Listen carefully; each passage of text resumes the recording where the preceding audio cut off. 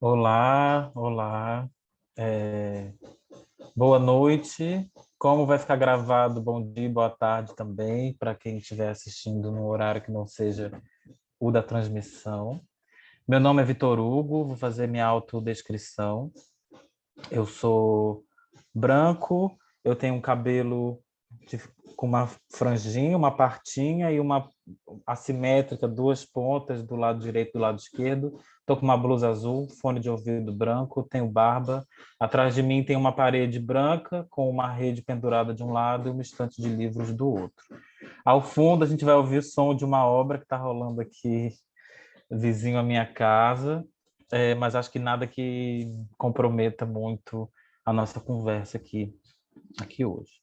Bem, hoje a gente está aqui para conversar sobre o dossiê para uma historiografia cearense de dança, que foi um projeto que a Prodança fez, que ainda está fazendo, está em curso, né?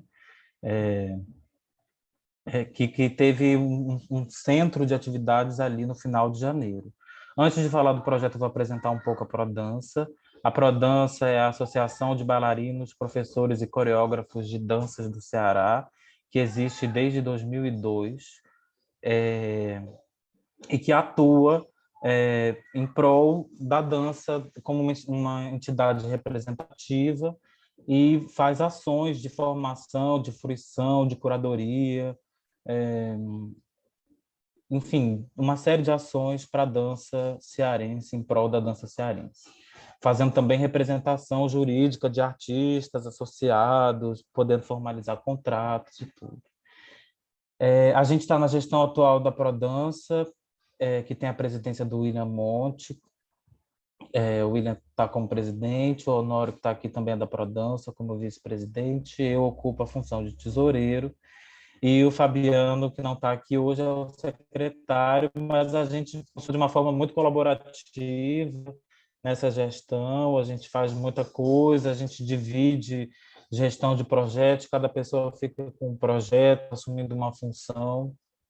E, e aí eu estou, por exemplo, na coordenação desse projeto de hoje, que é o dossiê para uma historiografia cearense de dança, que foi o que surgiu no contexto do Aldir Blanc, um projeto que foi contemplado pela Lei Aldir Blanc no edital municipal de Fortaleza. E a gente conversando sobre que projeto mandar, eu já tinha uma coisa com história da dança, de estudar a história da dança, de me interessar, de conversar muito sobre isso. E a gente falou, não, então vamos fazer um grupo de estudos em história da dança. Não é aula, não é, é um grupo de estudos em que a gente possa juntar uma galera que seja tanto agente da dança cearense quanto interessado em conversar sobre isso. E aí a gente formatou um programa, né? A gente tinha uma perspectiva de contar, de ter contato com histórias que não foram contadas ainda, que não são contadas, pessoas que não são tão vistas porque pararam de dançar ou porque, enfim, não estão no núcleo de fruição da dança, das danças. E aí a gente resolveu fazer grupo de estudo. E aí esse grupo de estudo ele funcionou do dia 14 ao dia 24 de janeiro. A gente abriu inscrições para o estado inteiro, para a cidade inteira, para quem quisesse fazer parte. E fizeram parte as pessoas que se inscreveram, a Bilica Léo, que está aqui, vai conversar hoje com a gente, a Ruth Aragão, a Juliana Capibaribe, a Maurilene Moreira, a Natália Coel e o André Feitosa. Foram pessoas que, e a Ana Mundim, foram as pessoas que se inscreveram e participaram desse grupo de estudos. Esse grupo de estudos contou com pessoas convidadas que, dentre os 10 dias, a gente discutiu, debateu textos assim teóricos, né, sobre a dança, história da dança, e também convidamos 4 agentes da dança do Ceará, de danças do Ceará, na verdade, para conversar com a gente, que foram a Ângela Souza, que é uma professora e pesquisadora, ela é professora de História da Dança e pesquisou companhias independentes atuantes na cidade no final dos anos 90 e começo dos anos 2000, e ela foi convidada para conversar um pouco sobre isso. Depois da Ângela, a gente teve uma conversa com a Gerlídia Tavares, que é uma bailarina, coreógrafa, produtora cultural, militante de dança da região do Sertão Central do Ceará, especificamente em Quixadá, que é onde ela mora. e é uma articuladora local. A Gerlídia é a atual presidenta, inclusive, do Fórum de Cultura e Turismo do Sertão Central. Tem uma companhia de dança que vai completar 20 anos, que é a Companhia Rastros, e é uma mobilizadora ali. Na conversa com a Gerlídia, ela falou sobre a dança dela, sobre a história dela, mas também sobre outros atravessamentos, como dança que acontecem nos terreiros, as danças quilombolas, as danças afrodiaspóricas, dança, cultura popular, a quadrilha, a dança fit que acontece na praça. A Gerlídia deu um panorama sobre o que acontece no Sertão Central, que foi muito, muito bacana e muito bonito para a gente. Também participou como convidada, que eu esqueci de falar, a Ana Carla Souza, e eu esqueci de falar porque a Ana Carla foi convidada para dar um dia de relato, aula, mas ela acabou ficando seguindo nos encontros, né, do projeto, e a Ana Carla foi convidada para apresentar uma perspectiva. Como eu estava conduzindo os encontros, eu queria alguém que desse uma outra perspectiva sobre a historiografia da dança. E eu convidei a Ana Carla para isso, e aí ela acabou falando um pouco da história dela também, e foi legal porque, gente, só outra coisa, além da obra tem crianças aqui na minha casa, então elas também vão chorar em determinado momento. E aí a Ana Carla, ela acabou falando um pouco da história dela, de se entender como uma pessoa de dança, e aí ela acabou entrando num assunto que foi a história da graduação em dança na UFC, né? Ficou muito forte para nós, essas graduações em dança que tem na Universidade Federal do Ceará, e ele também foi um desdobramento possível. Também convidamos o Luiz Alexandre, que é um cara das danças urbanas aqui de Fortaleza, um agente relevante que atua desde os anos 90, em que ele fez um relato sobre as danças urbanas no Ceará, que é meio que quase a história dele, né? Ele é um dos pioneiros dessas danças urbanas aqui e um agente mobilizador desde os anos 90 até hoje. Eu quero perguntar só se está tudo bem com a minha conexão, porque apareceu um aviso aqui para mim, que eu estou com a internet estável. Tudo ok? Certo. E aí o Luiz Alexandre falou das danças urbanas no Ceará, o hip hop, o movimento hip hop, aí o break, o house, enfim, todas as danças urbanas, desde os anos 90. E foi super legal, porque ele contou que como tudo começou, a relação com acesso à informação, e o Luiz Alexandre tem um dado muito curioso do encontro com ele, que ele mantém um arquivo muito bem organizado. Então, a nossa conversa com ele foi sobre essas danças urbanas, mas a gente também ficou refletindo muito sobre arquivo, né? Essa coisa de ter um arquivo em dança. Vanessa entrou aqui na sala. Vanessa, já eu falo com você, tá certo?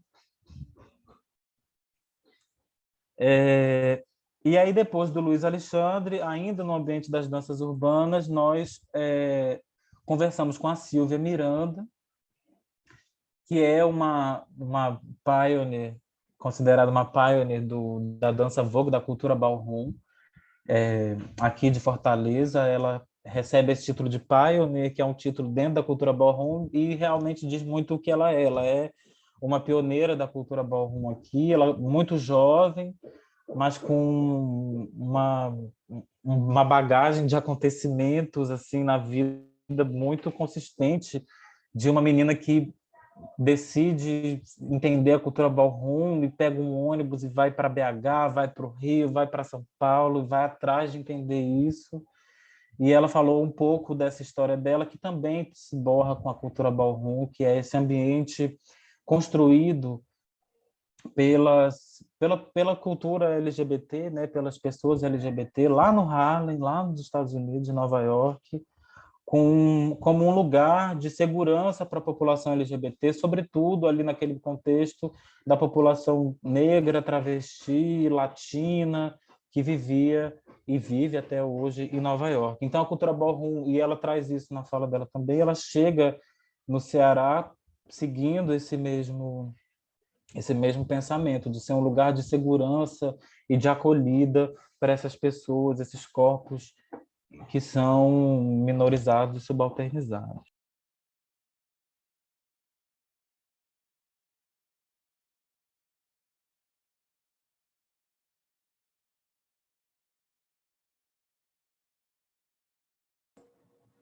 William, Vitor, Vitor, liga teu tu ficou microfone. mudo.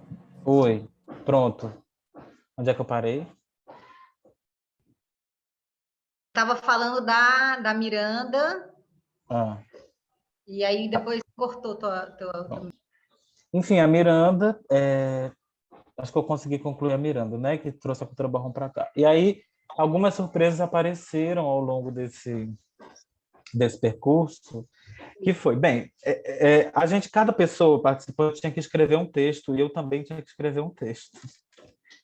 E aí foi uma loucura. Como escrever um texto? Não é um texto historiográfico, não é um texto historiográfico, é um relato de experiência. O que é isso? A gente não sabe.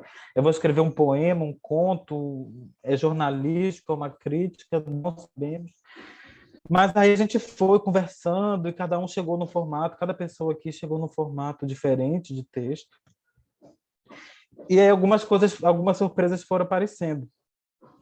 Quando eu estava escrevendo meu texto, e a Juliana Capibaribe, que está aqui escrevendo dela, a Juliana falou a Vanessa Dolores, que é a Vanessa Menezes, a Ângela falou, o Rubem Militão, que a Ângela Souza falou. Vamos atrás dessas pessoas, será que a gente consegue? E aí, de repente, a Juliana conseguiu o contato da Vanessa, a gente marcou uma conversa com ela, e eu estava em casa um dia, conversamos com a Vanessa e tal. Um dia eu estou na minha casa, à noite, no último dia para mandar meu texto para o Honório e para o William, que vão fazer o editorial. Estão fazendo. E eu recebo uma ligação de Natal.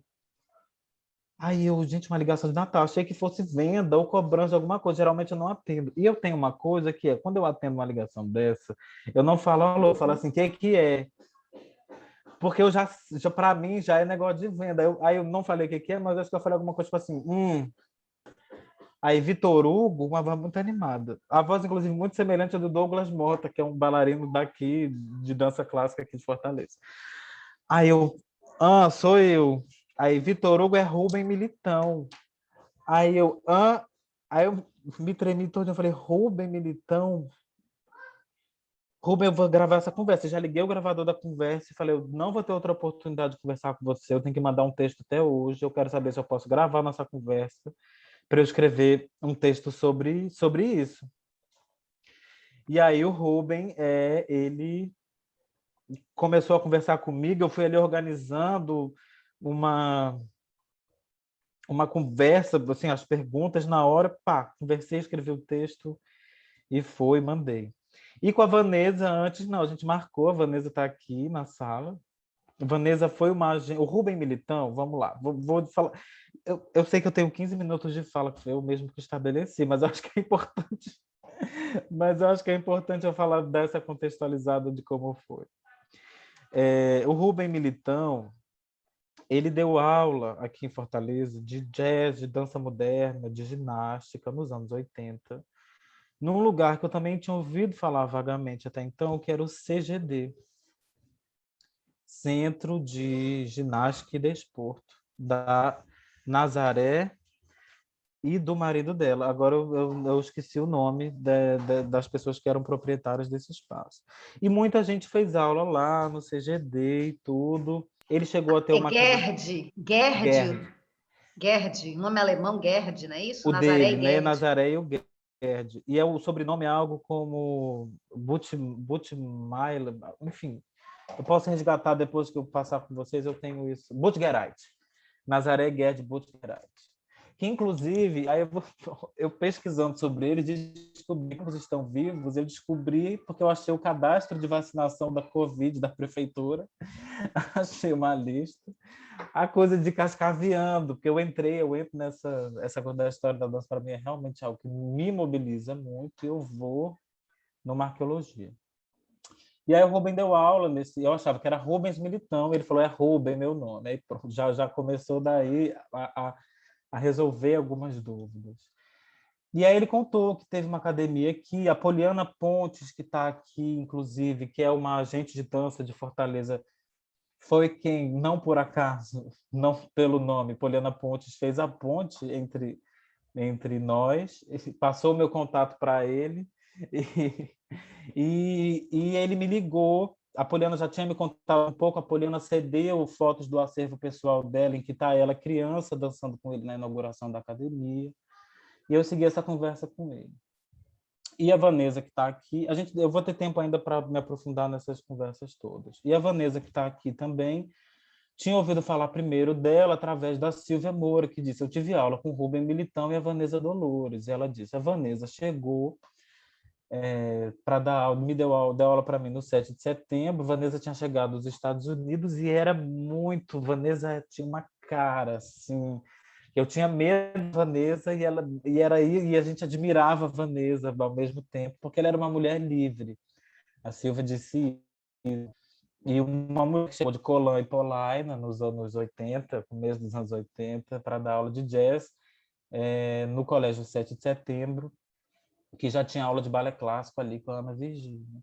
E a Vanessa, a gente marquei uma conversa, eu e Juliana com ela estava na Serra, a gente fez pelo celular, gravei, mas a gravação se perdeu, só gravei 40 minutos dessa conversa, mas anotei muita coisa também para poder compor esse texto.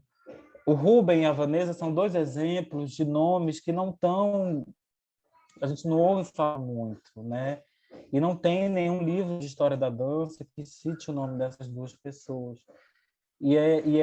Para mim, era importante conversar e colocar essas pessoas nesse dossiê, desses textos, porque são pessoas que eu estou identificando como um conjunto de pessoas pioneiras do jazz na dance em Fortaleza naquele período, né? Pessoas que trouxeram o jazz para cá.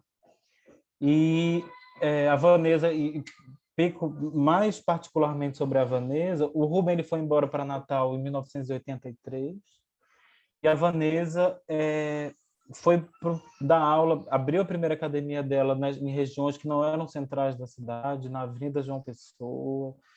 Depois depois a Vanessa vai falar mais um pouco. Aí teve academia na Maraponga, depois ela foi para Pacatuba, deu aula em Pacatuba, em Marapá, em Itapipoca, ou seja, a Vanessa sai do campo, do território de visibilidade maior, né? Então era importante para a gente que ela tivesse aqui também.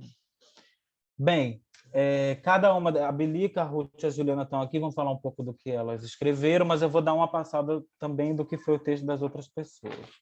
A Maurilene Moreira escreveu um texto também, que vai estar no dossiê, sobre a historiografia da dança. Ela também tem os desenhos, enfim, ela fez um esquema entre a história dela e a história das danças, e pensando em história, numa relação com oxigênio, de oxigenar a história que sobrevive sem oxigênio, uma Ana, que ela chamou paralelamente a anaeróbios, seres anaeróbios, ela construiu uma coisa de ana-histórias, né? Como histórias que possam, que estão aí, que elas continuam existindo, mesmo que não haja uma oxigenação evidente.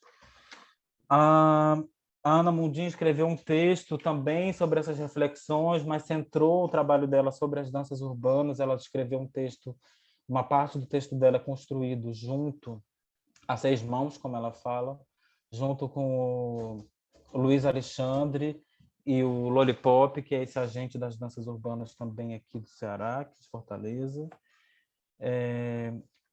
Quem mais que eu tô... Maurilene e Ana Mundim, só essas, né? E as outras pessoas que participaram não produziram texto, enfim, mas também participaram, que foi a Natália, Coel e o André Feitosa. Bem, agora falei demais, né? Mas agora eu vou passar para o William e para o Honório, que estão nessa parte de pegar esses textos e construir um material gráfico sobre isso, e são textos muito múltiplos, como eu falei, no conteúdo e na forma, e tem os desafios aí de lidar com isso, que eles vão falar um pouco. É isso, gente. Eu quero lembrar, para quem for falar, lembrar de se autodescrever, por favor. Tá bom. Boa tarde, gente. Prometo ser breve. A gente tem muito o que conversar aqui nessa tarde. Meu nome é Honório Félix. Eu sou um homem cis branco, bochechudo. Estou com a barba um pouco por fazer. Eu estou com o cabelo preso no topo da cabeça, num coque. Eu uso óculos de grau com armação preta. Eu estou usando uma camisa de botão azul, caneta Bic com as manchas brancas. No meu fundo tem uma parede branca. E acho engraçado e curioso, né? Essa palavra que o Vitor Hugo chegou a usar, que é editorial, né? E aí é doido porque, ao mesmo tempo, a gente está fazendo esse exercício, exercitando meio que, fazendo um exercício estilístico do que seria, na verdade, esse editorial, sem necessariamente trabalhar com isso, o que é um risco muito grande, né? Que, na verdade, eu talvez prefira pensar que esse editorial, na verdade, é uma composição, um jogo, uma dramaturgia, né? Esse editorial daquilo que a gente ainda não sabe ainda que forma vai tomar exatamente, se vai ser um livro, uma revista, um almanaque, um zine. A gente tem meio que feito uma trajetória nisso, na nossa investigação de como vai compor esse material. E falando assim de dramaturgia, de composição, né? Entendendo que esse fazer documental, ele não deixa de ser uma ficção também. E que essa ficção, ela não necessariamente é um lugar da inverdade. Ela, na verdade, é justamente entender como é que a gente vai lidando com esses recursos estilísticos e formais para a gente dar conta dessa história e, na verdade, das várias histórias que esses textos nos contam, né? Vários percursos, vários contextos diferentes, a gente vai encontrando algumas ligações neles. Bom, e aí uma coisa que é importante salientar é que esse exercício que a gente está fazendo, ele não é propriamente uma historiografia. Ele é para uma historiografia. Então, a gente ficou brincando um pouco, primeiro, partiu desse lugar, que qual é o lugar, por que que a gente, qual a importância de publicar essas histórias, digamos assim, esses textos, e vem muito de um lugar de não ter isso publicado, e que é urgente publicá-lo agora, para que talvez depois, no futuro próximo, alguém possa fazer uma historiografia. Então, a brincadeira é como se a gente estivesse reunindo arquivos que vêm de lugares diferentes, encontrando ligações entre eles, produzir um documento que, na verdade, é meio que uma arqueologia ali primeira, e que possa servir para uma historiografia, né? Dentro disso, a gente criou um jogo, a gente ainda está desenvolvendo, obviamente, porque realmente é um lugar de muito trabalho. O primeiro jogo que a gente fez foi de realmente pegar os textos e entender como é que eles podiam fazer ligações de um ao outro, né? Como é que eles se relacionavam ou não um com o outro, entendendo, às vezes, a coisa, inclusive, como poder recortar eles e produzir um grande zine, né? Produzir outras histórias a partir dele, com todo o cuidado de não tirar do contexto os textos escritos, mas cruzar esses contextos de modo uma história gere embate com outra, né? É uma coisa que tem sido recorrente nas nossas conversas, dos encontros, é o perigo da história única, da Chimamanda, que ela fala sobre esse perigo da história única. E a gente viu como um pano para manga muito legal entender também essa história única, como também colocar mais de um texto para conversar, sabe? Colocar os textos um ao lado do outro. Para a gente era mais interessante, em vez de ler um por um, entender esses textos como os vestígios, assim. E a gente está tentando criar, na verdade, um jogo onde o leitor possa tanto ler o texto na íntegra, direto, como também criar um mapa que o texto ele vai aparecendo os parágrafos eles vão vindo desordenados em relação com outros. E aí o leitor ele tanto tem a opção de ler esse percurso que a gente dá, como se a gente estivesse encontrando os pedaços do texto, ou também seguir uma linha que ele vá sendo conduzido de maneira da maneira como o texto foi escrito mesmo, assim, completo. E a gente está tendo uma dificuldade, ao mesmo tempo que uma dificuldade é uma delícia, assim, que é também se encontrar com a diversidade desses textos, né? Nos aspectos formais deles mesmos, eles são muito diferentes entre si, no modo como eles se escrevem, inclusive no modo como a autoria está posta. Quando, por exemplo, a Namundi traz um texto que é escrito a 6 mãos, como é que a gente vai lidando com isso? Colocar ele lado a lado com um texto que tem um formato de entrevista, o outro é mais carta, o outro são desenhos. Então, também tem essa questão de como é que a gente vai arranjando esses links entre uma coisa e outra. E, sobretudo, o lugar também da lacuna que fica, do buraco, né? Porque dentre um texto e outro, às vezes a gente quando vai de um ao outro, encontra alguns buracos. E aí, o que a gente tem tentado entender é não como fugir desses buracos, mas como transformar esses buracos em alguma coisa dentro dessa dramaturgia que a gente está fazendo, dessa composição. Então, a gente tem algumas tags assim, que a gente está brincando, entre arquivo, zine, percurso, mapa, e colocar lado a lado um texto ao outro, encontrando outras maneiras de criar narração, né? E é isso, assim, acho que tem sido um pouco isso, tem coisas, aspectos muito curiosos, que desses aspectos ficam várias lacunas também, mas entre esse lugar do pioneiro, de pessoas que são pioneiras, dos lugares onde as coisas surgem, então assim, um lugar muito voltado à formação, os primeiros lugares onde começam a pipocar coisas, um lugar de formação que é de um lugar da academia, mas também é um lugar do se virar, de estar ali na rua, então tem um aspecto de formação que ele por um lado, ele é mais erudito e ao mesmo tempo não, e ao mesmo tempo como as coisas vão dando voltas no mundo, assim, né? Na história e da hora, as coisas também se reinventam desse lugar, como as danças urbanas também estão no lugar dentro da academia. A gente tem um lugar muito forte entre as danças urbanas e o jazz, né? Sobre centro-periferia. E os modos de ensino, assim, são coisas que são recorrentes, né? Os lugares onde essas danças vão surgindo, de onde vão aparecendo.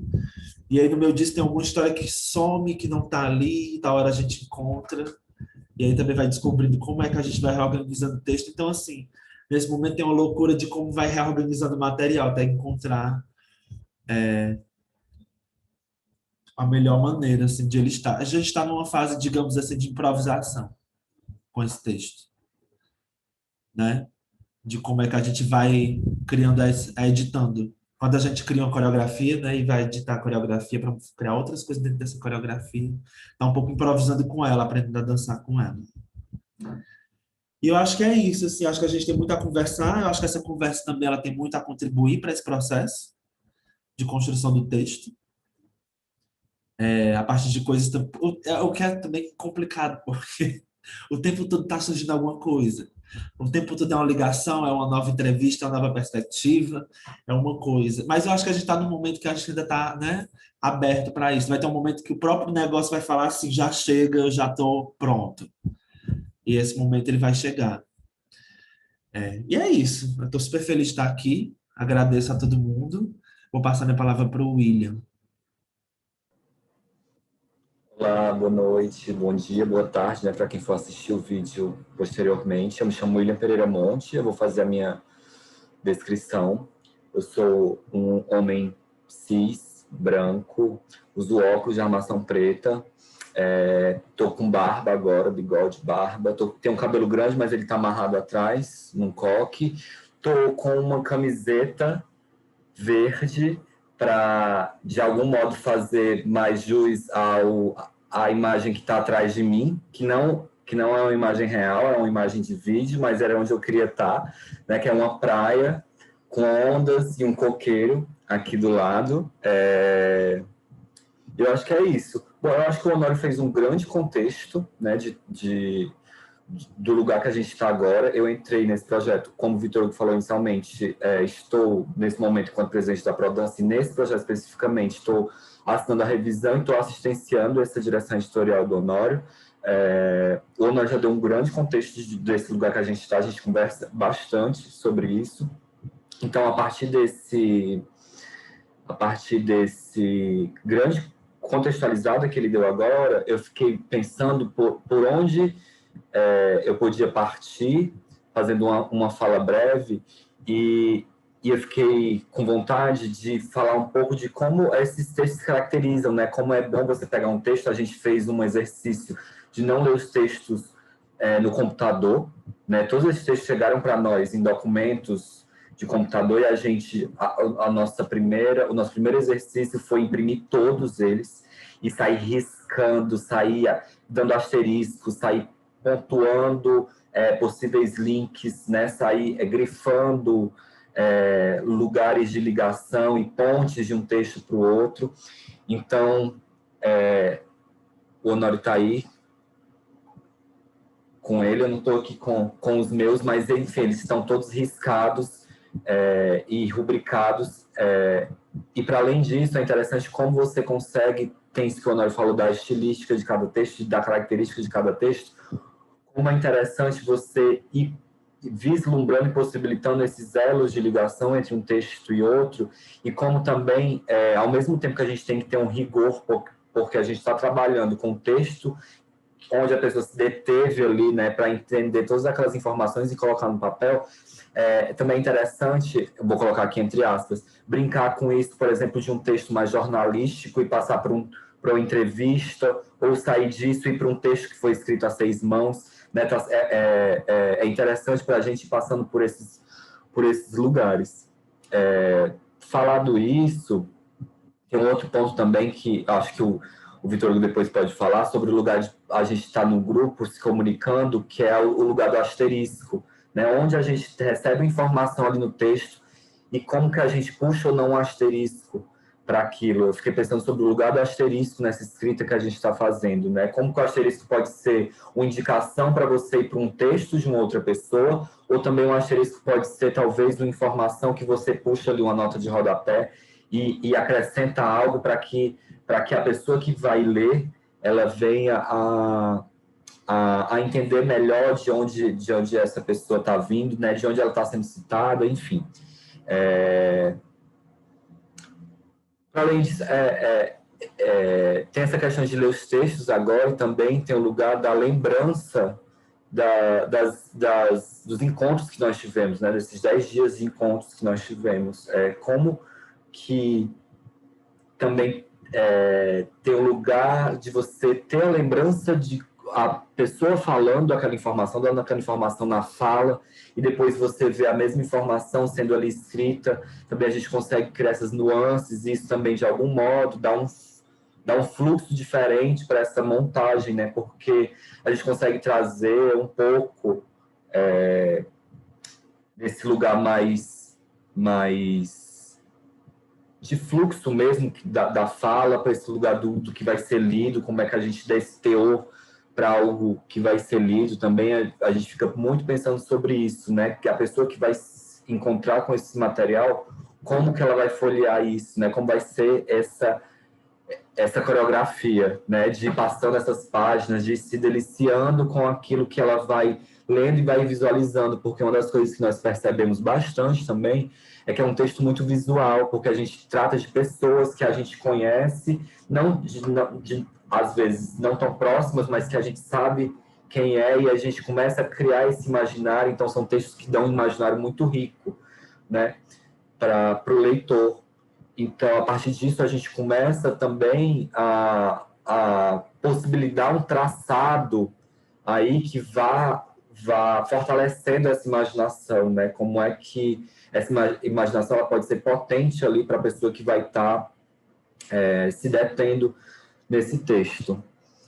Como o Honório falou, eu disse que ia fazer uma fala breve, né? E eu acho também que hoje tem muita gente querendo falar, e eu estou muito ansioso com essa reunião de hoje, porque eu acho que isso vai ser muito importante, inclusive para a gente, às vezes, talvez vir a resolver algumas questões com as falas de hoje. Então, eu também finalizo a minha fala aqui, porque eu estou querendo escutar, e eu passo a palavra agora para a Bilica, né? Passo agora a palavra para a Bilica. Olá, bom dia, boa tarde, boa noite. Eu sou a Marise Léo, mais conhecida por Bilica. Eu sou uma mulher cis, de pele, sou parda. Estou com os cabelos amarrados em cima, num rabinho de cavalo. Uso uma blusa listrada preta e branca, e atrás de mim tem uma parede branca, e estou usando óculos redondo, um anel e uma pulseira aqui. E eu estou muito contente de estar aqui de novo, né, participando de mais uma conversa. Estou super feliz de ver algumas carinhas aqui, e estou super afim também de ouvi-las, né, essas pessoas que estão aqui somando com a gente nessa conversa. E eu queria falar, assim, brevemente, como é que se deu a minha entrada, né? Eu sou uma pessoa que tem uma história com a dança, né, do Ceará, certo? Eu fui uma das testemunhas, eu fui uma das bailarinas dos anos 80, daquele período que a gente considera, ou que a gente lê nos poucos trabalhos publicados, a gente vê a seguinte expressão: as danças de academia. Aí, a essa expressão se resume a dança nos anos 80 em Fortaleza, no Ceará, as danças de academia. Ou seja, a gente tem historicizado já o balé clássico, a gente vê vários trabalhos, eu andei pesquisando, tem vários trabalhos sobre o balé clássico do Hugo Bianchi, o balé clássico da Dona Regina Passos, né? Nós temos a história do SESI, a gente vê já registrado em algum lugar o que aconteceu ali no SESI, né, gente? Que foi no final dos anos 70, em plena ditadura militar, um projeto fantástico, né, de dança para os filhos dos funcionários do SESI, né, de onde saiu uma geração super legal de bailarinos, como, só para citar alguns, Vilemara, Barros e a família Timbó, né? Então, isso aí a gente tem. E quando chega nos anos 80, a dança de academia. E aí, logo depois, a gente começa a entrar a questão das políticas públicas, né, de acontecer um movimento nesse sentido na cidade, e a gente já começa a ver registros sobre o trabalho da Valéria Pinheiro, da Companhia Vatá, da Andréa Bardavil, do Andanças, da Silvia Moura, e aí a gente começa a ver já trabalhos falando sobre isso. Então, existe uma grande lacuna, existe um grande buraco aí em relação às danças dos anos 80. E quando eu vi nas redes sociais a chamada, a convocatória para esses dossiês da historiografia cearense da dança, de dança, né? É de dança. Eu não sei porque eu me senti chamada e eu me inscrevi. E eu me inscrevi nesse negócio, lotada de coisa, acabei de passar no doutorado, me inscrevi nesse negócio. Eu falei, gente, bom, eu não sei o que é exatamente, mas eu gosto de tudo que eles fazem e eu vou ver o que é. E se não der certo, tudo bem, né? Vai ter o quê? 20, 30 pessoas. E eu vou sair de fininho. Se não der, eu peço desculpas e saio. Éramos só 6, não é isso? 6 pessoas. E, para minha surpresa, eu não consegui sair de nenhum encontro. Eu não conseguia nem desligar. Quando acabava as reuniões, eu não conseguia nem desligar, nem dizer tchau. Né? Em vários momentos, eu me emocionei muito com a fala da Ruth, do Vitor, da Juliana, da Ana Mundim, dos convidados que ele já citou, né? Da Gerlídia, da Ângela. E foi justamente numa fala da Ângela Souza que ela falou assim, gente, Lene Dale veio ao Ceará, veio a Fortaleza, Lene Dale. Vocês sabiam disso? Aí eu, opa! Gente, eu fiz o workshop do Lene Dale. Eu estava lá, e todo mundo, o quê? Você estava? Estava. Eu era bem jovem, tá, gente? Mas eu estava lá. E eu comecei a tentar buscar, tentar me lembrar de como é que era, e era confuso, e era tudo confuso. Eu comecei a falar um pouco, e aí eu entendi o que é que eu estava fazendo aqui, o que é que eu estou fazendo aqui ainda, eu entendi o meu lugar, né? O meu lugar enquanto pessoa que viveu esse momento dessa dança de academia, e como é que eu poderia construir aí. E a partir de então, eu comecei a buscar narrativas, eu comecei a ir atrás de pessoas que compusessem comigo uma narrativa sobre a vinda do Lene Dale ao Ceará. O que foi isso? Por que foi isso? Quem trouxe? Como é que foi? Quem é que fez? E aí eu eu fiz umas 5 entrevistas, 6 entrevistas e tive, sei lá, umas 8 a 10 conversas com pessoas assim para tentar encontrar essa busca, né, atrás desses arquivos, né, gente? É uma arqueologia, como o Vitor Hugo falou. E aí eu cheguei no Cláudio Bernardo. Cláudio Bernardo é um coreógrafo cearense, radicado na Bélgica já há 30 anos, 20 anos, enfim, muito tempo já. Tem a companhia As Palavras, né, muito ativa lá na Bélgica, e conversando com umas amigas que dançavam comigo, ela falou assim, olha, o Cláudio sabe, liga para o Cláudio. E eu liguei para o Cláudio, e aí sei que o Cláudio estava em plena criação coreográfica lá com a companhia dele, uma criação que era sobre as mulheres de Troia, les Troyennes, as mulheres de Troia. Eu sei que ele estava super preocupado, mas ele, surpreendentemente, se revelou super disponível para essa história.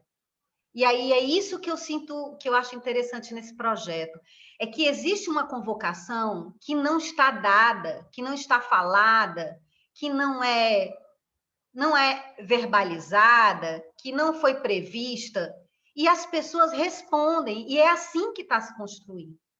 E o Cláudio me ligou várias vezes. No dia seguinte que a gente conversou, ele me ligou, aquilo não sai da minha cabeça. Né? Então, assim, ele começou a ficar muito envolvido com essa história. Cláudio, como é que foi a primeira vez que você viu Lene? E assim, vocês vão ler no texto, tá? Que eu escrevi. Eu não vou dizer. Vocês vão ler no texto. Mas só para dizer para vocês que o Cláudio me falou a seguinte frase: eu fui raptado. O Lene me sequestrou. Eu tenho a permissão dele para falar isso. O Lene me sequestrou. Eu fui raptado. E aí eu achei muito interessante, naquele momento, e comentei com ele estar construindo uma coreografia, criando junto com as mulheres bailarinas dele que estavam lá, um rapto, uma história de mulheres gregas, né? Que a gente pensa a les Troyennes de Troia, Helena de Troia. E a gente ficou assim, caramba, rapto, essa palavra rapto veio me perseguindo, né? E aí eu continuei as minhas entrevistas. Quando eu chegar perto dos 15 minutos, alguém levanta a mão aí. Eu comecei as minhas entrevistas e eu falei, bom, eu vou começar pelo que eu vivi, tá? Então eu vou atrás das minhas professoras, né? Daquele período daquela academia de dança. E aí que é interessante, que aí começa o trabalho do arqueologista.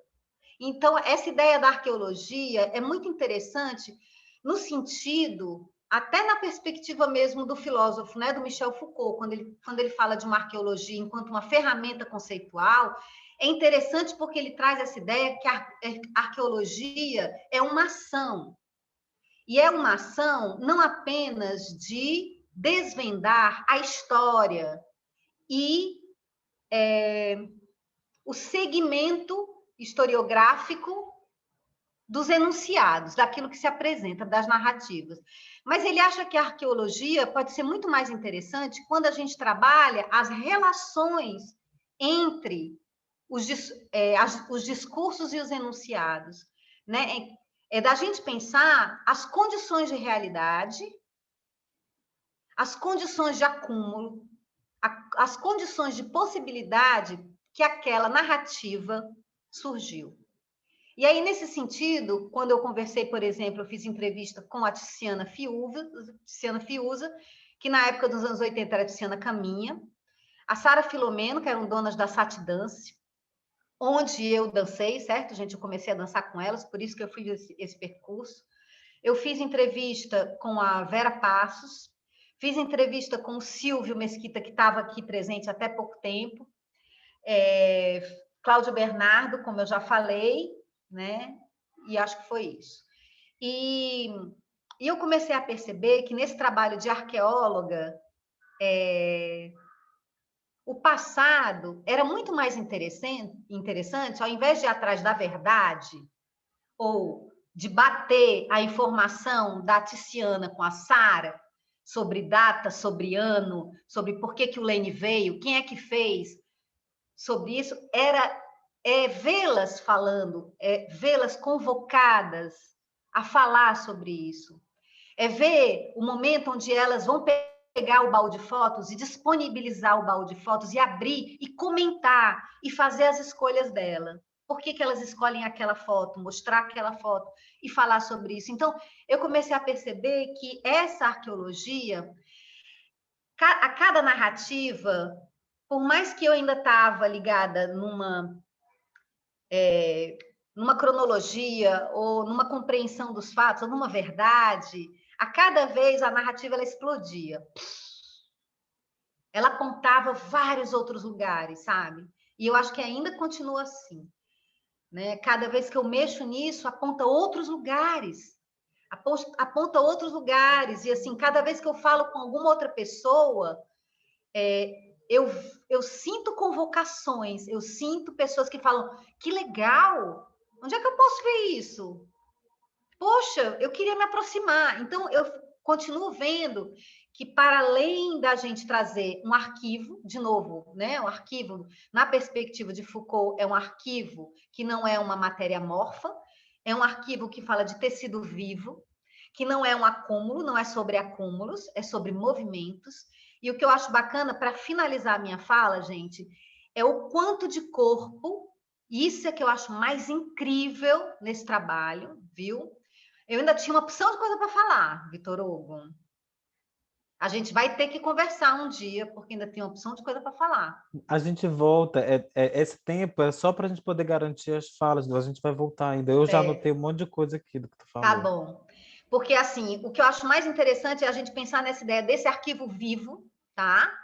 E desse corpo que a gente está movendo. Então, os meninos, quando eles imprimem os papéis dos textos para mexer nele, para andar a partir deles, para explorar, para folhear, para sentir, para riscar, é uma apropriação de corpo, certo? É uma apropriação corporal.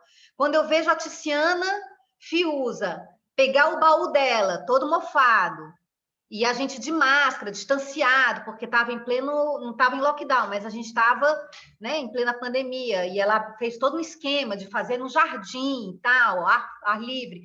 E ela abria aquela mala, e quando ela quando ela se levanta e ela pega as fotos, os figurinos do Marcos Jussier, isso é corpo. Quando eu sou convidada pelo Cláudio Bernardo a dançar o Fantasy, uma coreografia dos anos 80, da Sati Dance, feita pelo Edson Claro, com música do Earth, Wind and Fire, é corpo. É um passado que vira presente e que nos interessa, certo? E que me interessa, tá? Então, assim, era isso aí que eu queria dizer, certo? Tem mais coisas, mas a gente vai compondo aos poucos. Obrigada, gente. Muito grata pela oportunidade, viu?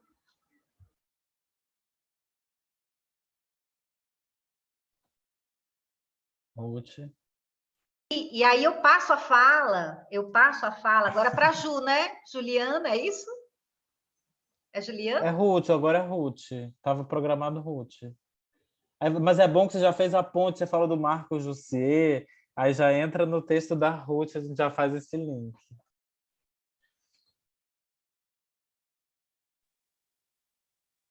Olá, bom dia, boa tarde, boa noite para todo mundo que está aqui com a gente.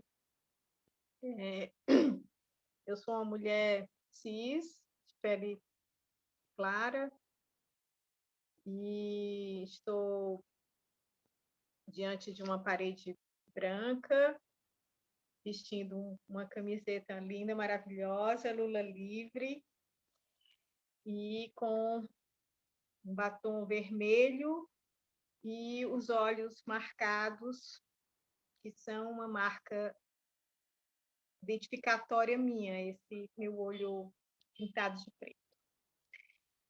Eu também quero começar a minha fala agradecendo a Prodança, que sempre faz coisas tão bonitas, tão instigantes, tão provocadoras e que mexe tanto com a gente, né? E esse dossiê, né? Esse grupo de estudos, né? Para um dossiê de histórias da dança é mais uma dessas coisas bonitas e gostosas de se fazer com a Prodança, né? Também agradecer a todo mundo que compôs esse grupo de estudos, né? Como o Vitor Hugo sempre frisa, né? De estudos, né? E que eu acredito que é que é apenas o primeiro de uma série de grupos que a gente pode formar e para estudar, né? Para estudar e descobrir, né, outras coisas. Eu diante de uma fala tão bem elaborada, né, tão bem construída como a da Bilica há pouco, né, isso só faz acentuar aqui o meu nervosismo de falar em público, né, que apesar de eu ser muito falante, né, na vida presencial, mas na vida virtual, né, eu ainda tenho uma timidez e que chega a embotar os meus pensamentos. Mas vamos lá. Eu sou figurinista, né? Meu nome é Ruth Aragão, eu sou figurinista, e eu chego nesse grupo de estudos, né? Realmente assim muito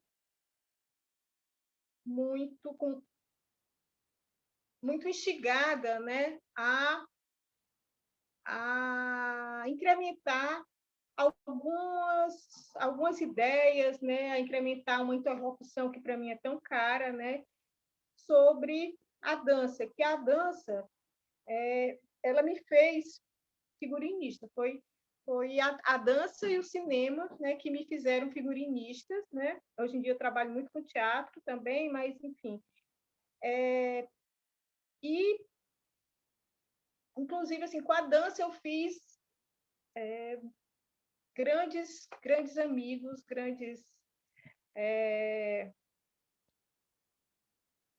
sim, eu tive muitas alegrias. Então eu chego esse grupo de estudos assim, muito instigada, muito curiosa, né? Muito feliz também, porque ali eu reencontro pessoas que eu já fizeram parte, alguns já fizeram parte da minha vida, outros ainda fazem parte, né? Então só tinha exatamente assim uma pessoa que eu não conhecia, que era o André Feitosa, né? E que enfim, que foi um grande prazer, inclusive, ouvi-lo, né? E também trocar ideias com ele. E aí, gente, o que eu posso dizer assim é que assim como a Bilica, eu tenho uma imersão tão grande nessa experiência, né? Que para mim foi super difícil estar ausente em 2 dias, né? Eu só não participei de 2 dias por motivos profissionais, eu estava fazendo outro trabalho e tal.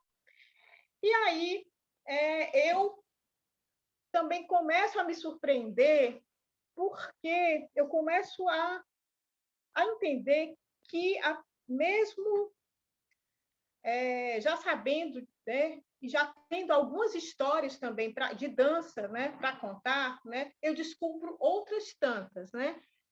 E uma delas foi essa que o VH, o Vitor Hugo, acaba de mencionar aí, que é sobre o Marcos Jussier, que foi um figurinista, um grande figurinista, e que a Bilita cita, né, começa a citar a partir das investigações dela, né? E aí eu começo a pensar, né? Aí isso, a lembrança, a menção do nome do Marcos Jussier, ele ativa outras memórias minhas, né? E principalmente assim, especificamente uma que diz respeito assim, puxa vida, como é que eu não lembrei desse cara antes, né? Eu sempre, quando eu era espectadora de dança, me chamava a atenção já, né? Quem fazia aqueles figurinos, que eu ficava assim tão extasiada, né? Porque eu achava realmente era uma coisa, era uma atração à parte, realmente, né? A visualidade dos espetáculos, principalmente naqueles anos, final dos anos 70, início dos anos 80, né? E eu começo a me perguntar, né? Também, assim, sobre sobre ele, né? Qual a marca, né, que o Jussier imprimiu, né, nos corpos e no figurino. Eu já estava desenvolvendo o meu texto e resolvi, assim, realmente parar e ir atrás de uma amiga figurinista muito querida e muito conhecida aqui, que é a Dami Cruz, que também trabalha com dança, e fiquei, assim, realmente na expectativa que Dami, né, pudesse me dar mais pistas sobre o Marco Jussier e os figurinos. E assim aconteceu, né? Como eu pincelo um pouco no texto que eu escrevi, né? E aí, né, na verdade, essas inquietações que elas partiram, né, desse início de investigação, realmente só estão assim, elas só estão no início, né? Assim, isso não, apesar de fazer parte, né? Como eu disse assim, do meu texto, mas assim, isso só tá sendo o início, né? E fomentando mesmo, né? Uma vontade de investigar mais sobre isso, né? Sobre não, o Marco Jussier enquanto figurinista, né? Dessas grandes academias dos anos 70, início dos anos 80, né? E outra coisa, assim, e também tem uma coisa sobre figurino que me intrigou muito, né? Porque os convidados que a gente tinha, que a gente teve, eles não se detiveram no figurino. Eu fiquei meio frustrada, né? E aí eu também fiquei, vamos dizer assim, fazendo meio que meia culpa, por que eu não intervi, por que eu não perguntei? Mas é porque as histórias realmente elas eram tão envolventes, tão interessantes, né? E estava um fluxo de conversa tão grande que eu também deixei o negócio rolar, na expectativa de que em algum momento isso fosse aparecer, e não apareceu. Isso também gerou uma inquietação, né? O Vitor Hugo está me avisando aqui que o tempo está esgotando, né? E aí, agora que eu fiquei mais confusa ainda, Vitor Hugo, tu já embaralhou, né, tudo aqui, contribuiu aqui para ficar mais nervosa, né? Mas eu acho que basicamente era esse ponto que eu queria tocar, né? E estou aqui cada vez mais curiosa para entender, para conhecer, né? Como é que Honório, Yuli e William, né? Vão fazer essa composição, né? Das nossas histórias, das histórias contadas, certo? E eu acho que é isso. A gente ainda tem a Ju, né? E qualquer coisa eu volto e complemento, né? Algo que eu acho que eu esqueci aqui que pudesse ser interessante. Só eu controlei esse tempo para a gente poder ter mais tempo de conversa mesmo, né? Para ficar mais livre. Enfim, vai, Ju. Aí, Boa Ruth, só tarde. desativa seu microfone, Ruth, por favor. Pronto. Boa noite, bom dia, boa tarde. Eu sou Juliana Capibaribe. Estou com um background, um fundo aqui uma foto da Praça da Fonte, em Pacatuba, que tem um fundo do Sobrado da Abolição, onde eu trabalho. Sou uma mulher cis branca com cabelo curto, um óculos com detalhes brancos, uma blusa verde e um colarzinho de cimentinha dos indígenas pitaguaris aqui de Pacatuba. Eu vou começar dizendo o que é que eu fiz de meu texto, né? Vou usar somente 7 minutos e quero dedicar esses meus outros 7 minutos e meio para a Vanessa, que foi a pessoa que me salvou para eu poder produzir alguma coisa. Né? Nesse percurso de 10 dias do historiografia de dança, eu realmente fui colocada no meu lugar, na minha geografia,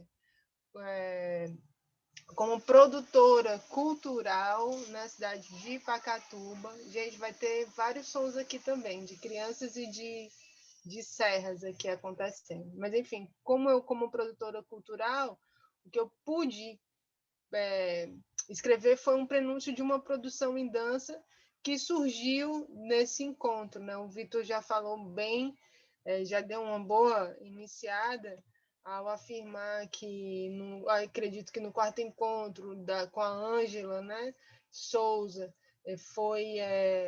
ela citou sobre a Silvia Moura, que teve aulas com a professora Vanessa Dolores, e esse foi um nome mais próximo à minha vivência, assim, mais próximo mesmo, porque algumas pessoas a gente conhece de academia, nomes famosos que estão por aí, mas entender que a história, de forma geral, né, ela é construída por uma elite e ela é feita por uma elite, e que a dança também não vai ser fora disso.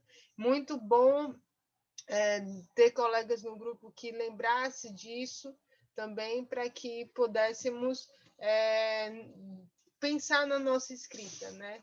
Pensar na nossa escrita. Então, eu comecei a me situar, né, por que eu entrei dentro da residência, que era justamente para poder, já que eu sou uma produtora cultural, que estou trabalhando com fomento em dança no município, entender um pouco mais da história de forma geral, assim, auxiliei alguns projetos de dança itinerante junto com a Secretaria Municipal de Cultura, que é justamente para mapear os grupos de dança aqui, né? Pensando também na Bienal, que começou Internacional de Dança, um evento, acho que o maior evento que tem no Ceará, né? De nome de dança, que veio a partir de 2018 para a cidade. Então, comecei a me situar no que eu estou fazendo aqui, e é bacana porque eu começo a ter a experiência de, puxa vida, estou falando um nome aí que eu não sei nem quem é. Nossa, que bacana de saber essa questão do LGBTQTI+, né? E essas comunidades todas, e esses gêneros todos que surgem aí. Que gratidão ter a Gerlídia falando sobre várias manifestações de dança, não somente essas que estão na elite, porque se eu for pensar aqui, tendo um território indígena, que vai ter dança pitaguari, que deixou de dançar devido a outros problemas históricos. E aí já tinha sabido de alguns do hip-hop que chegou junto com a industrialização, numa passagem do tempo, já que essa cidade mudou. E aí, se eu estou falando de Pacatuba, né? Pacatuba, na década de 80, era ainda muito resquício rural, né? Uma cidade que foi tida como uma cidade dormitório, né? Tipo, o que vinha para Pacatuba? Quando eu escuto o nome de Vanessa e entendo ela num contexto da dança do Ceará, isso muito me alegra, né? E reconheço a importância. Eu mesma tive aula com a Vanessa quando eu tinha 3, 4 anos de idade, e a cena que eu me lembro é que eu fiz um xixi dentro da sala de aula, que é o que eu coloco no texto, porque realmente a Vanessa tem uma presença ainda hoje muito altiva, uma presença muito forte, e eu concordo muito com a Silvia, concordamos, né, com a Silvia, eu e Silvia, quando falamos sobre Vanessa nessa questão da presença dela. Enfim, eu fico muito grata em poder compartilhar, em saber um pouco mais dessa senhora, né, que teve, e a sua trajetória, que também não foi somente em ministrar aula aqui em Pacatuba, mas também em Maranguape, né, junto com a Silvia Moura, em Itapipoca, fazendo uma descentralização. Depois da conversa com a Silvia, na entrevista, o meu assunto era, mas isso foi pensado? Será que ela não foi para a banda da aldeota e ela veio descendo assim a serra, já por uma intenção? E sim, eu fico muito feliz de ser intencional, e essa dança não está somente atrelada ao fazer da dança, mas um ensinar de autocuidado, né? No mais, eu sou Juliana, que quando vi mais de dança, quando eu fui morar em Fortaleza, aos 17, 18 anos de idade, que Vatá, Silvia Moura e André Bardavil são uma referência muito importante para mim, né? Os bailarinos da Vatá passavam, e eu sempre admirava Paulo José, o Edmar Cândido, né? André Bardavil, assisti 6 vezes um espetáculo para poder só sabia que eu estava tocada com aquilo. Eu repito essa história várias vezes, porque é isso, né? A dança realmente no corpo, e a gente está num processo muito racional, muito mental. E agora, mais ainda, né? Eu acho muito importante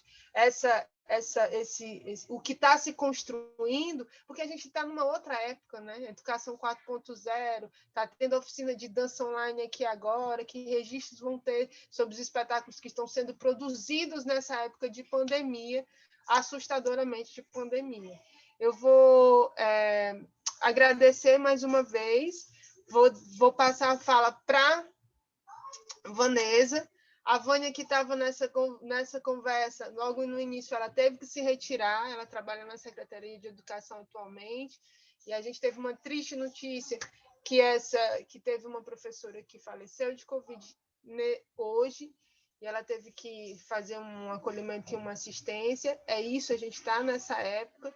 Esse texto foi feito com muita pressa, muita agonia, e como é um prenúncio de uma produção de dança, essa produção ela já começa, e a gente já tem a Cristina, que está aqui, que trabalha comigo no Sobrado, co-coordenando, tá? É prova disso. A gente já tem um roteiro para começar a fazer uma historiografia de dança em Pacatuba, né, a partir dos relatos, porque a coisa mais difícil que eu tive de encontrar foram registros de imagem, já que, entendendo dessa relação socioeconômica, né, e do território aqui geográfico, a gente não tinha muito mais acesso a esses registros fotográficos. Vanessa, eu passo para ti, para você falar um pouco dessa sua experiência, como é que você está se sentindo, por mais que você não veja o texto. Eu também estou curiosa para saber como é que ele vai ficar editado.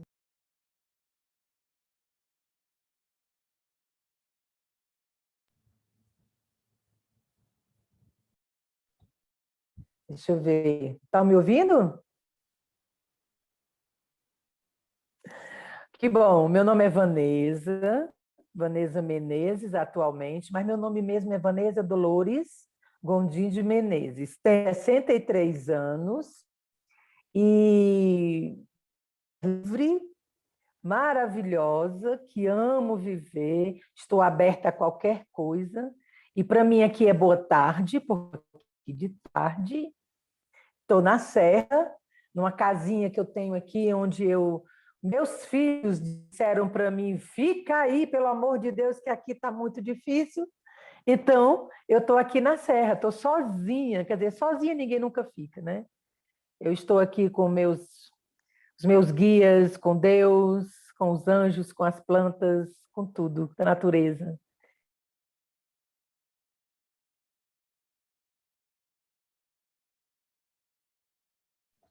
Acho que a Vanessa travou. Ela tinha já falado com a gente aqui que, como ela está na serra e está chovendo, talvez ela caísse. Mas o importante é saber que ela existe, né? Foi. Eu fico feliz que ela tenha colocado desses 2, 3 segundos, Vanessa. Caiu? Que ela existe, né? E que ela está nesses relatos. Eu acho que é uma responsabilidade ainda de gente fazer um pouco mais da história dela, continuar com a Vânia, e a gente chegar até hoje na Meriane, que é responsável no Sobrado, que também dá aula na Guaiúba, o segundo, como é que se diz? Centro Cultural Público, o maior centro cultural público no estado, e continuar fortalecendo a dança nesse território. E isso, esse texto todo, essa conversa toda, essa participação toda, é uma resistência, é uma força para que isso possa acontecer. A história servindo também peraí, não é tão incipiente assim a nossa história na relação da dança. E aí eu sou muito grata por participar mesmo nesses corres por aqui. Já abrindo aqui, né, para nossa conversa, uma coisa que para mim é foda, não pode falar palavrão, para mim é muito legal e me deixou muito feliz, porque eu não esperava, é o desdobramento que isso levou para cada uma de vocês e que estão desdobrando ainda em outras pessoas, né? Você vê isso que a Belica falou, de como as pessoas se sentem instigadas, e eu acho que elas só se sentem instigadas porque elas têm um pertencimento, e se é consciente ou não, há uma compreensão da urgência dos registros. Então, quando o Honório fala, que a Belica também reforça, de isso aqui é um dossiê, talvez, se a gente for usar a nomenclatura da história, da pesquisa acadêmica em história, a gente está organizando fontes, né? A gente está tanto produzindo fontes quanto organizando. E da forma como a gente fez, a gente também já está colocando ali uma análise, né? Uma coisa. Mas a gente está organizando essas fontes, esses indícios, algumas.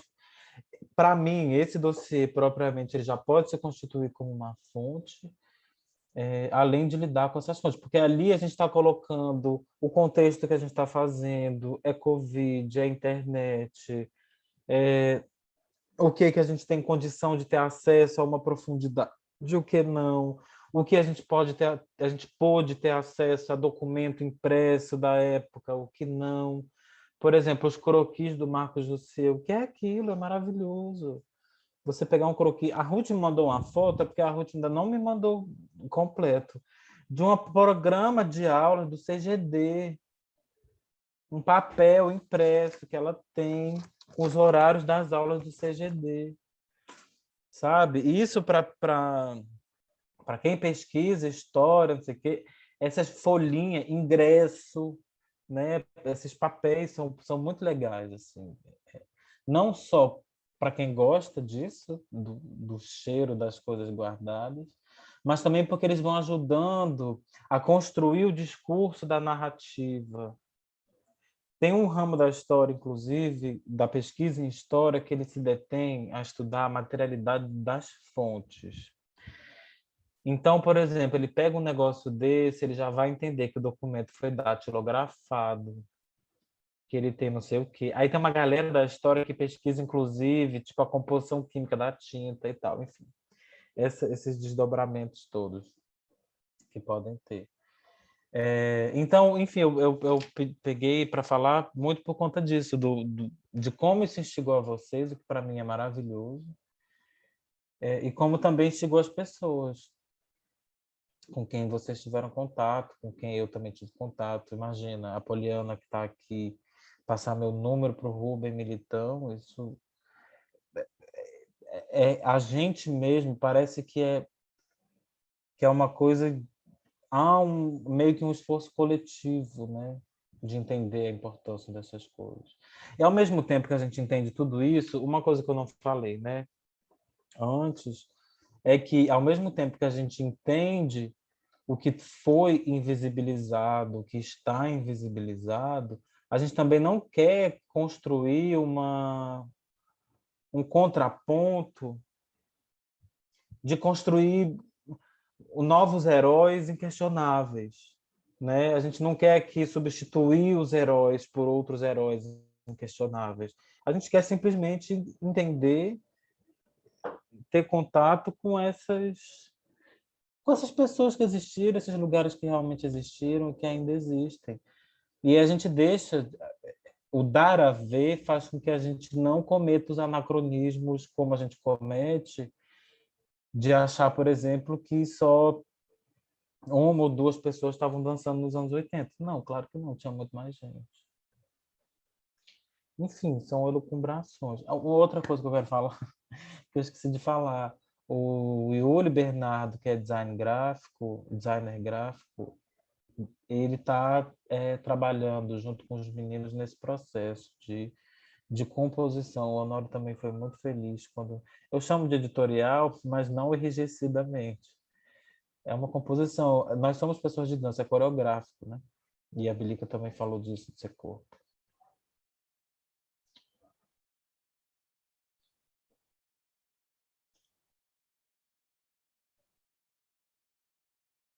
A gente pode falar agora sim? Como é que Pode, é? estamos aqui. Estamos... Eu estava pensando, sabe, Vitor Hugo, se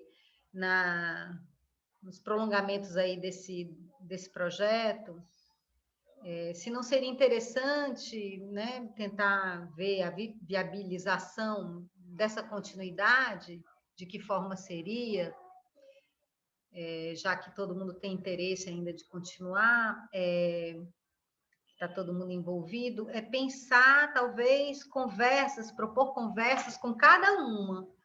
Né? Por exemplo, Rutinha não falou daquela coisa incrível que era aquelas fotos que ela mandou para a gente, que as pessoas mandavam para ela, vestida de aquela foto que depois que acaba o festival, que os alunos vão lá para trás do cenário, para frente do cenário com a coleguinha e tiram uma foto, né, com a professora do lado. Então, as roupas, lembra?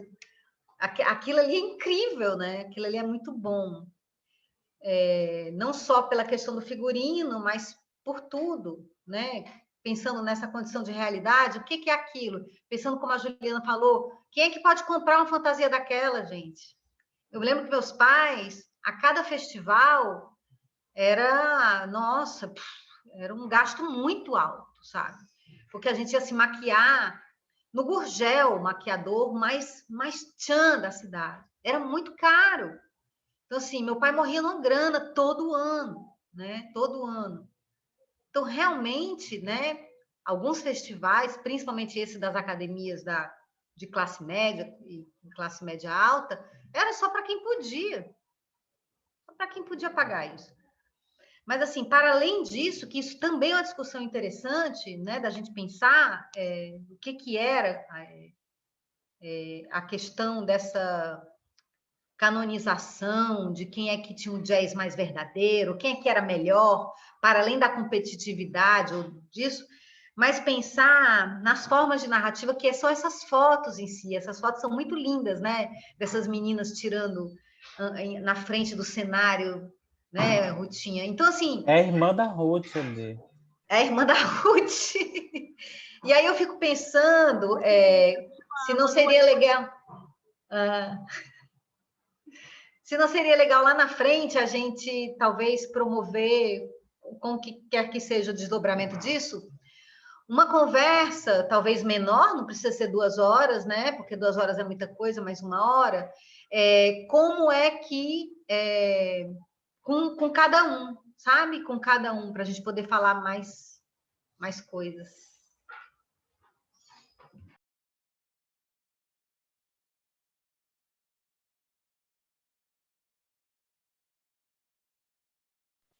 Oi, Ju, tem que ligar. Ju e Ruth pediram a fala, e a Ju tá com o microfone desligado, mas... Ruth, rapidinho, que aí eu entro no figurino também. Quando vocês começaram a compartilhar essas fotos e eu comecei a ver os grupos com as professoras, como a Bilica estava falando, eu que estava organizando um arquivo lá do Sobrado, eu e a Cristina, que ainda está acompanhando, nossa, eu quase morri. Porque a gente apagou muita foto. A gente apagou muita foto que era para justamente, sem se tocar, que a gente poderia futuramente identificar essas crianças. Entendeu? Porque eu disse, putz, e agora? E aí, assim, a gente tem algumas estamos tentando fazer uma reparação de memória de arquivo, mas é isso, assim, a importância dessas fotos de turma, né?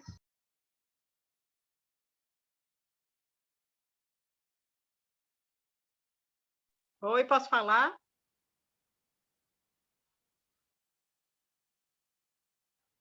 Vitor Hugo? Gente? Pode, eu estava fazendo assim na câmera, pode. Não estava vendo. Então, sobre essa coisa do figurino, né? Eu lembro muito do impacto, digamos assim, que eu tive quando a Bilica citou o nome do Jussier, né? Que foi assim, que veio na minha cabeça assim, putz, como é que eu não lembrei do Jussier, né? Assim, como é que eu não lembrei? Porque o nome dele, ele era recorrente ali né, nos folders, né, no material impresso que se tinha dos espetáculos daquela época, né? E me veio imediatamente, né, algumas memórias, né? E me veio também a seguinte coisa, assim, que coisa interessante, né? Que eu era uma menina, uma garota que tinha feito dança, tinha feito jazz, tinha feito dança moderna, né? Em algumas dessas academias aí de classe média aqui de Fortaleza, certo? Não cheguei, né, a ser bailarina, enfim, mas como eu tinha muitas amigas, né, que se dedicavam mais a essas danças na época e tal, eu acompanhava, era realmente a gente esperava, né, de uma forma muito ansiosa, né, os festivais de final de ano dessas academias e tudo mais, e a gente conhecia, quer dizer, eu conhecia, eu não era uma pessoa exatamente da dança, apesar de ter, né, de ter essas experiências de dança na minha vida, certo? Outras pessoas também, né, outras amigas que que nunca nem tinham feito danças, mas sabiam da existência do Marco Jussier. Onde eu quero chegar é exatamente isso. Que coisa interessante, né? É que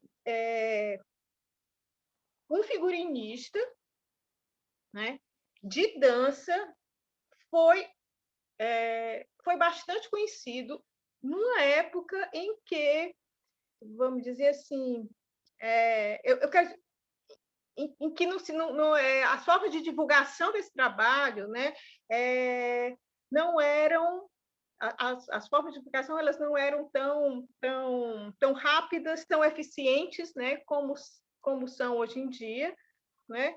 Então eu fiquei com essa questão reverberando na minha cabeça, né? Assim que, né? Eu não lembro assim da época, né?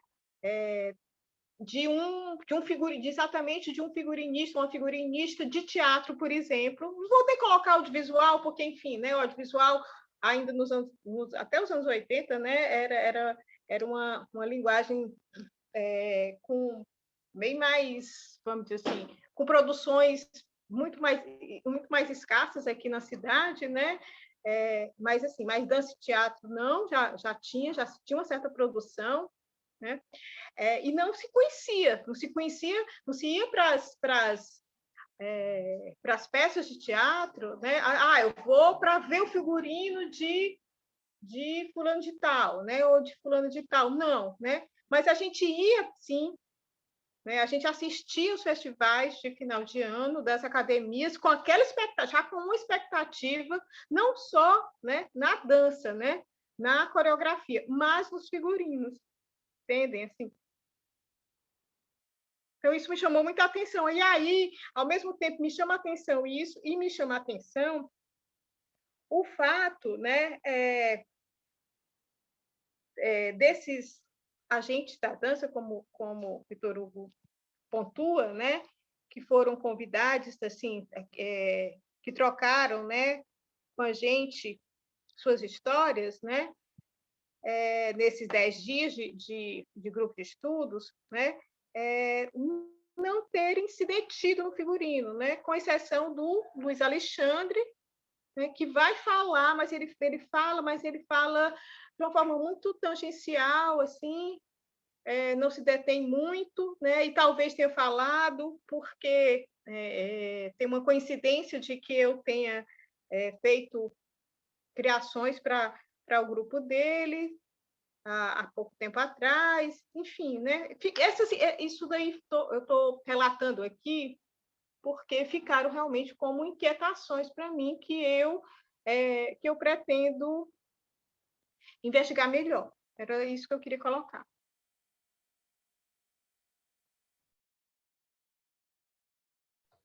Porque isso abre para uma coisa que para mim também é um pensamento uma reflexão que sempre volta, que é a gente discutir visibilidade e invisibilidade na história e na historiografia. Por exemplo, no eixo Sudeste e Nordeste é uma coisa. Agora, o que a gente produz aqui internamente em questões de território, de classe, de raça, de gênero?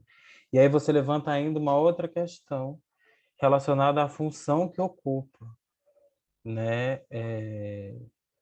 Imagina se geralmente, quando a gente vai ver um cartaz, uma divulgação do trabalho, a gente tem a direção.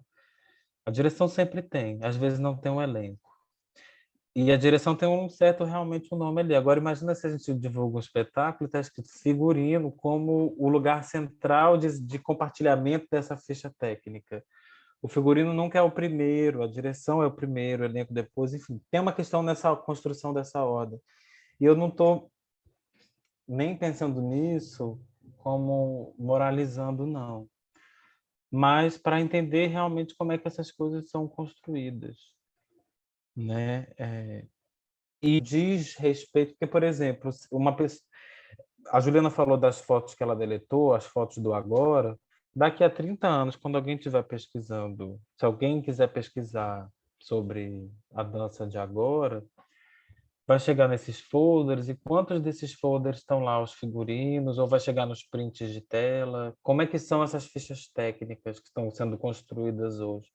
E aí lembro de uma coisa que o André falou, que é o Luiz Alexandre tem um arquivo, né? Aí o André falando sobre o arquivo dele, o André disse assim: daqui a 50 anos alguém vai chegar nesse arquivo do Luiz, como mais ninguém tem, como outras pessoas não têm esse tipo de organização, vai achar que as danças urbanas era super hegemônica na época, né?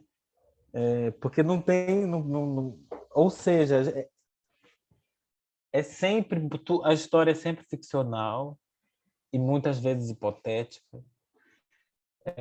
Ainda mais porque o que a galera usa muito como fonte, o jornal impresso, né, folder, essas coisas. E a internet realmente ela tem um lugar de possibilidade para revolucionar isso, né, para conseguir revolucionar esses arquivos, como se dão, quem é capaz de fazer, quem pode fazer, a quem é dado direito. Meu amor, qualquer pessoa hoje que os cartazes que a galera faz no Canva, não sei o quê, sabe? Então a gente tem uma produção de materialidade hoje muito, mesmo que virtual, digital virtual, muito maior do que antes. Sim, sempre quando vem esse assunto, tem um capítulo do livro Comunidades Imaginadas, do Benedict Anderson, quem quiser ir pesquisar depois, que eu gosto bastante, que ele fala sobre capitalismo editorial, né? Sobre como ele vai falar que tempos atrás as pessoas que faziam história eram as pessoas que tinham acesso a dinheiro, eram as pessoas que conseguiam ir no jornal e fazer com que uma matéria fosse publicada, eram as pessoas que conseguiam ir numa editora e fazer com que um livro fosse publicado. Aquela história era a história, acabaria sendo a história oficial, né? E quando a gente traz isso para os tempos de hoje, por exemplo, a gente está fazendo essa reunião aqui, né? Esse encontro aqui por meio dessa plataforma, por meio virtual, dá uma outra perspectiva sobre sobre o entendimento desse capitalismo editorial, né? Que como a gente pode vir a publicar agora, né? Como que a gente pode, de algum modo, entender a história e o entendimento de historiografar algo por uma outra lógica. Eu acho muito rico esse texto, e tem um ponto que o Vitor Hugo traz, que é sobre isso, né? Daqui a 30 anos, talvez as pessoas coloquem as danças urbanas em um local hegemônico, mas eu acredito que talvez venham a colocar no lugar hegemônico por conta dessa ótica que a gente ainda, querendo ou não, entende que o poder de publicação está atrelado a poucas pessoas, né? Mas talvez isso que a gente está fazendo aqui hoje, por exemplo, de algum modo isso vá horizontalizando cada vez mais e que mais pessoas possam entender sobre os fazeres e a construção das suas histórias, né? Eu acho que a tendência, eu não sei, mas eu entendo de algum modo que a tendência é que esse poder editorial, esse capitalismo editorial que antes era atrelado a poucas pessoas, ele vai cada vez mais se diluindo. E, por exemplo, projetos como esse, tomando aí uma potência maior e dando voz a pessoas que, por exemplo, antes não tinham, né? Eu acho isso bem interessante.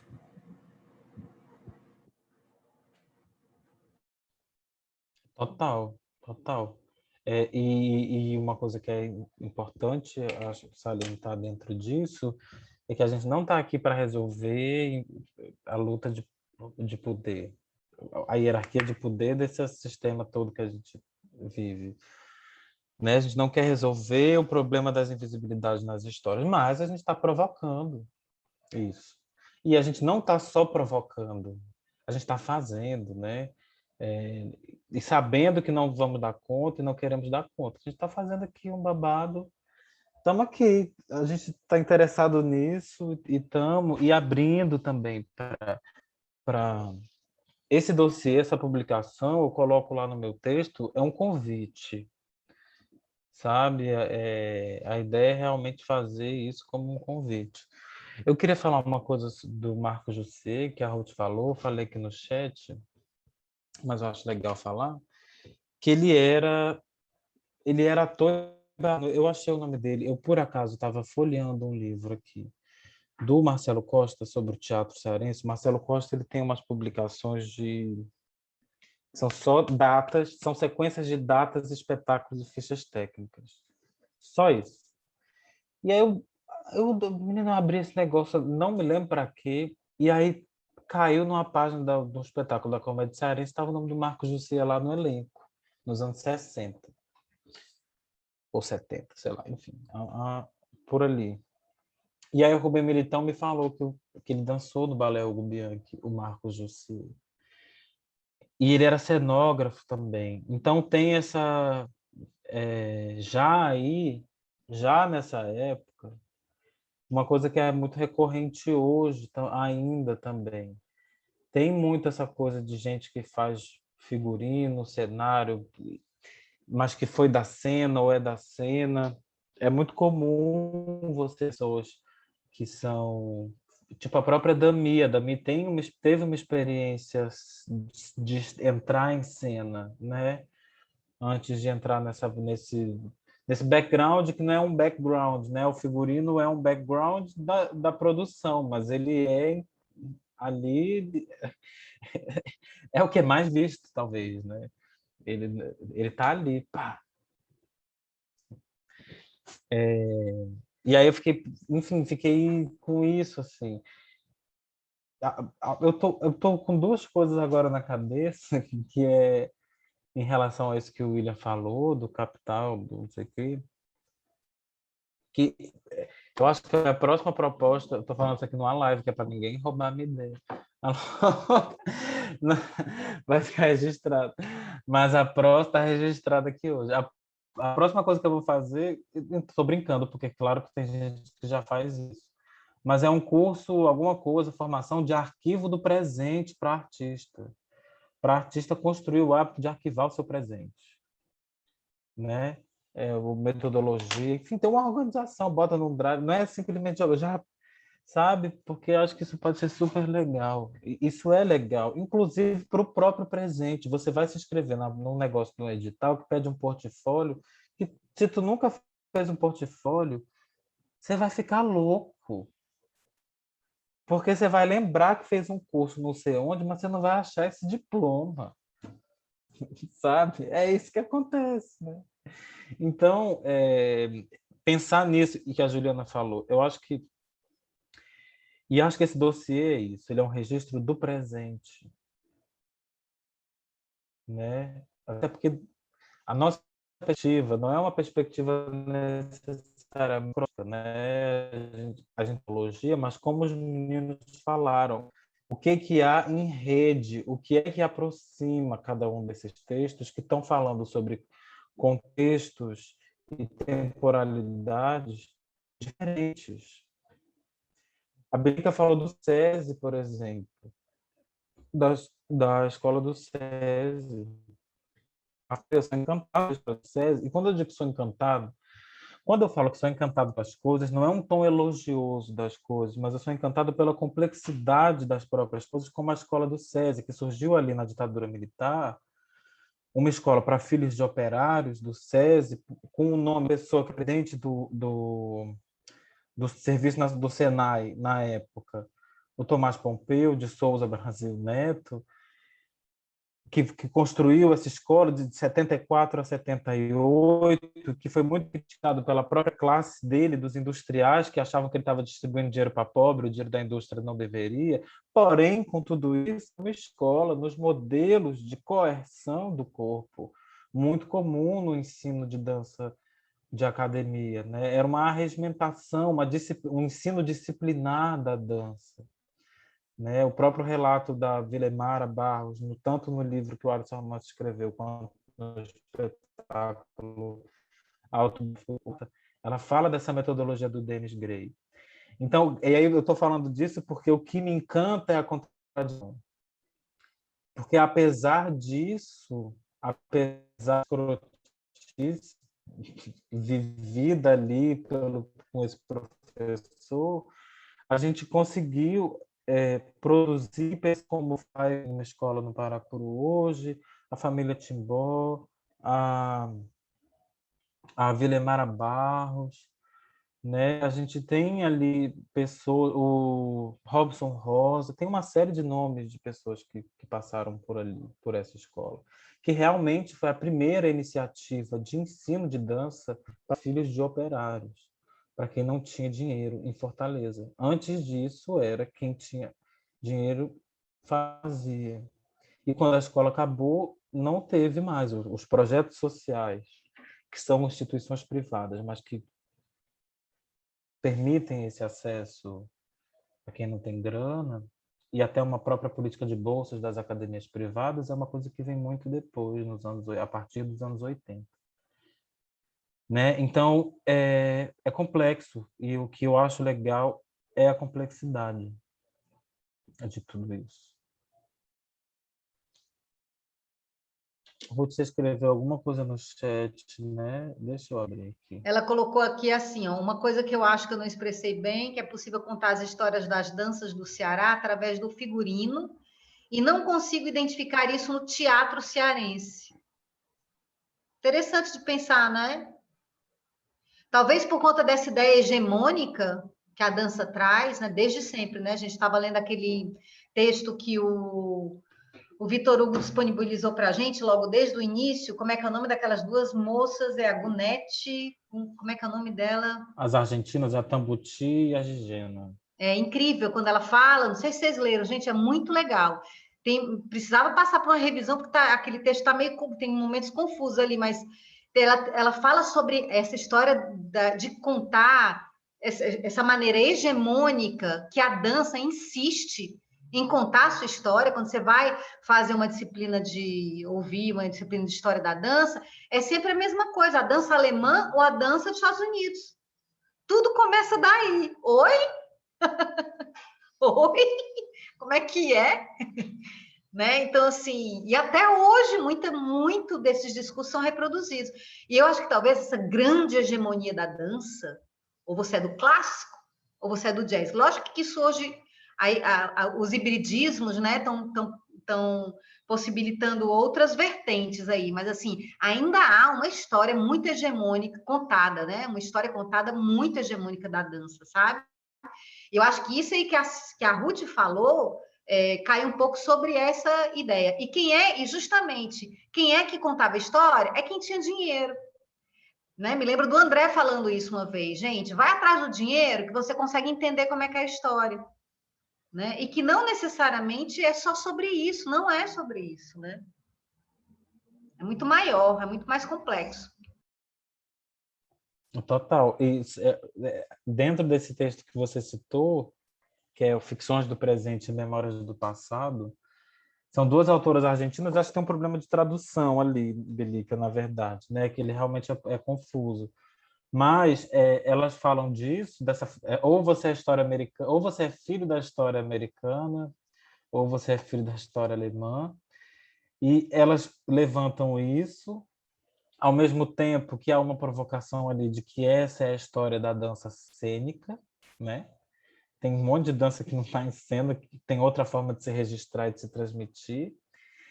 E, ao mesmo tempo que elas trazem essa provocação, elas dizem, também não nos adianta dizer uma dança, reivindicar uma dança argentina, que a gente pode trazer para o Brasil. Esse movimento que a Juliana está falando de decolonizar, ele não é simplesmente construir uma oposição pelo mesmo modelo que está posto.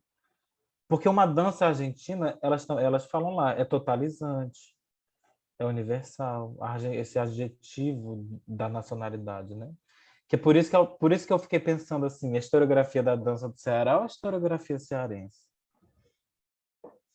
Isso é incrível, isso é fantástico. Uma historiografia cearense, porque traz a ideia já de uma epistemologia cearense. Porque não é uma historiografia da dança do Ceará, não é isso, é uma historiografia cearense, é uma maneira cearense. É um pensar cearense, é sobre cearense, de dança. De dança, não é da dança, é de dança. Então, abre todas essas possibilidades narrativas de se instalarem, entendeu? E justamente é aí que acontece a decolonização do pensamento. A decolonização da história, a decolonização dessa maneira de contar a história, né? Saindo de uma história de uma voz só, né? Uma única história, que é aquele texto da Chimamanda, né? Que o William falou. É justamente por aí. Então, esse título foi incrível, né? Não sei se você pensou em tudo isso quando você criou esse título, assim, mas ele dá margem a pensar sobre tudo isso aí, sabe?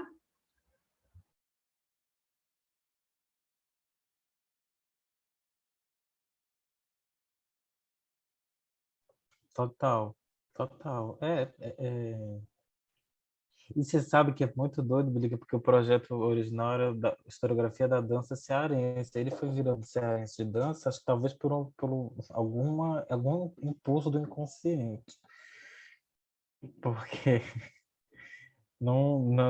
a gente foi... Claro que desde o começo eu estava pensando nisso, né? Como que a gente produz as nossas narrativas, ao mesmo tempo a gente também tomando cuidado de entender esse cearense também na sua multiplicidade. Acho que por isso que eu convoco as pessoas, por isso que a gente resolveu convocar as pessoas, né? Porque nada mais possibilitador de multiplicidade do que uma convocação, do que um convite, do que vem aqui, vamos aqui, é você, sabe? E é legal. E aí me veio, por exemplo, muito forte o convite da Gerlide, assim, porque aquilo foi tão potente aquele dia dela, porque primeiro que ela mora em cima de uma pedra, ela tem uma casa dela construída em cima de uma pedra. Para quem não sabe, Quixadá é uma cidade no sertão central do Ceará que tem monólitos imensos. E tem questões geológicas e físicas em torno deles, como concentradores de energia mesmo. Isso é um fato científico comprovado. Espiritualmente, também há uma relação com pedra nesse sentido. E Né? Mas aparições de diferente... extraterrestres, né? Aí tem a aparição de extraterrestre de Xadá, é um polo de... é o heliporto de OVNI, é o discoporto de OVNI. E essa gata, em cima dessa pedra, ela falou mais de 1 hora sem parar sobre muita coisa, sobre muita gente. E ela sabe onde é, quem é, a fulaninha de tal, nananã, nananã. Sabe? Então, eu falei disso agora porque o próprio Sertão Central apareceu para a gente na sua pluralidade. Né? Contribuindo para que a gente não produza um pensamento exotizante, exotizador e exotizado de nós mesmos, dos nossos pares, de quem está próximo a nós. A gente não quer que ser o cearense de dança, a gente, não é tipo assim, vou chegar, égua, não sei o que, entende? Não vou criar um arquétipo cearense, qualquer que seja, do imaginário de qualquer pessoa, embora eu adore pegar, por exemplo, como eu uso a palavra encangado, arriego, tá tudo no texto que eu escrevo. Adoro isso porque eles trazem essas palavras ao mesmo tempo que eu não quero que elas sejam unificantes, unificadoras, elas trazem uma epistemologia, como a Belica falou. O dizer que uma pessoa é encangada à outra não é que ela anda junto com a outra, não é isso. Amor, encangado é encangado. Para entender o encangado, você precisa colocar o seu corpo à disposição de encangar-se a alguém, para você entender. Enfim, eu acho que essa preocupação assim que a gente tem, né? E a gente também não está aqui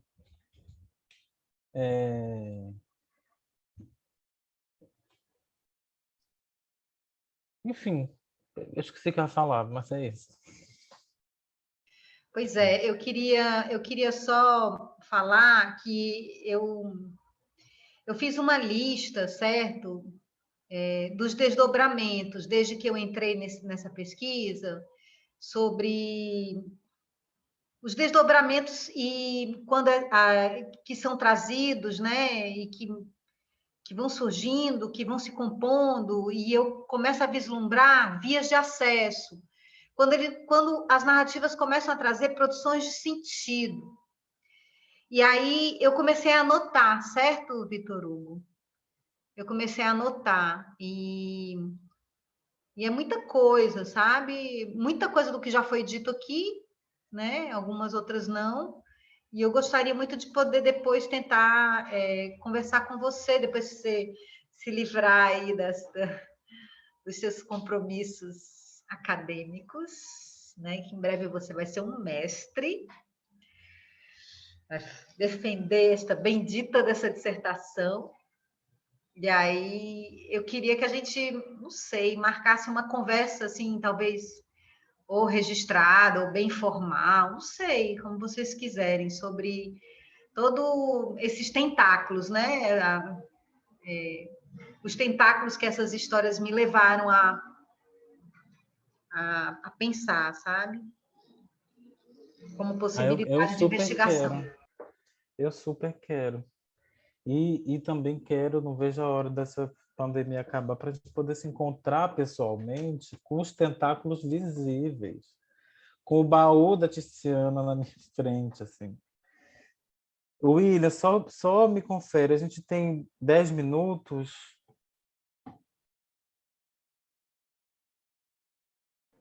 Só me confirma. Tá me pedindo a autorização desses 10 minutos? Eu não entendi. Não, a gente tem 10 minutos de conversa ainda? 15 ou Eu 20? Quanto tempo a gente tem? Não tô contando. Tá, eu acho que a Eu gente não começou dei o 12h10. start. Eu acredito que a gente começou umas 2h10, 12h05, 12h10. Então, a gente está se encaminhando para a finalização aqui. Eu quero saber se alguém tem alguma coisa para falar ainda. A Poliana que está aqui, a Cris que está aqui, que não falaram. Quero saber se vocês têm alguma coisa para falar. para depois eu ir para os agradecimentos, enfim.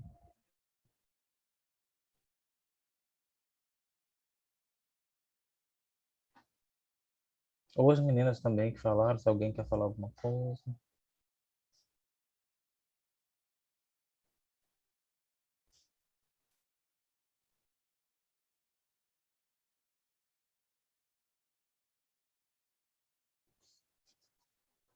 Não, né? Ninguém.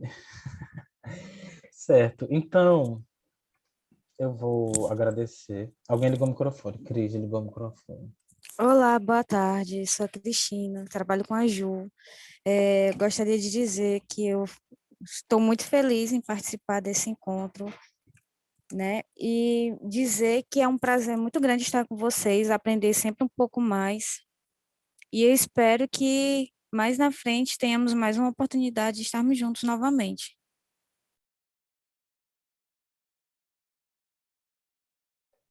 Arrasou, Cris. Obrigado. Gente, então, obrigado. Obrigado por estarem aqui. Obrigado para quem entrou na sala. Obrigado para quem está no YouTube acompanhando. Acho que essa é uma das coisas mais importantes nesse projeto, a gente poder se encontrar, né? Vocês podem falar com a gente, a Prodança tem um Instagram, que é _Prodança. Se alguém quiser falar alguma coisa, pode começar o contato por lá, a gente passa o e-mail. É mais fácil passar um Instagram, porque o e-mail é muito grande. Vou dizer o e-mail. O e-mail é associacalprodanca @gmail.com. Eu vou fazer uma coisa agora que eu nunca fiz, que é todas as informações da Prodança vão estar na descrição dessa transmissão. Travou? O que travou? Travou na hora que eu estava fazendo a YouTube? Ah, tá. Eu fiz a YouTube, né? Enfim, vai tudo na descrição sobre a Prodança, as nossas redes sociais e tudo. Divulguem, né, esse vídeo, divulguem as redes da Prodança, as ações que a gente está fazendo. Para a gente é muito importante que as ações sejam divulgadas, porque tudo que a gente vem pensado em propor, como curso de iniciação em dança, residência coreográfica e esse grupo de estudos, por exemplo, são coisas que só funcionam em rede, né? E por rede e pelas redes que a gente constitui. Então, é isso. Quero agradecer imensamente a todo mundo que está aqui, agradecer ao William, ao Honor, que estão comigo na Prodança, que estão nessa parte dessa composição visual. Agradecer a Ruth, a Bilica e a Juliana, que participaram do grupo de estudos e estão aqui hoje. A Ana Mundinha e a Maurilene não puderam estar, mas mandaram um beijo e tudo. A Maurilene, inclusive, pediu para compartilhar o trabalho que ela tem, que é o Cena Coletiva. A Maurilene tem um trabalho de pesquisa e construção de crítica em artes cênicas. Já há um tempo, que é o Cena Coletiva, que está lá no Instagram também, tem um blog. Agradecer ao André, à Natália, que participaram do grupo de estudos também. Esse projeto ele acontece financiado, como eu disse no começo, com recursos oriundos da Lei Aldir Blanc, que é essa lei emergencial para fomento a artistas e coletivos, que foi fundamental, e eu ressalto que foi uma lei conseguida por uma mobilização do setor cultural, em conjunto, claro, com gestores estaduais das secretarias da cultura, e aprovada por unanimidade via Congresso. Foi uma ação do Legislativo, fruto de uma mobilização nacional desde o começo da pandemia do Covid. É importante a gente ressaltar isso. Nesse contexto que nós estamos, em que a gente tem realmente uma ingerência ou talvez uma gerência com propósitos genocidas, inclusive, do que a gente está vivendo agora. Então, eu vou terminar isso aqui hoje dizendo isso, dizendo que nós estamos aqui por fruto e por esforço nosso, desejar saúde a todo mundo, não que a gente siga no nosso isolamento, cuidando de nós e dos nossos, independente de qualquer falácia desse presidente ou de qualquer estímulo a qualquer coisa que seja, que negue a ciência, que negue a gravidade da situação que a gente está vivendo. É isso. Obrigado.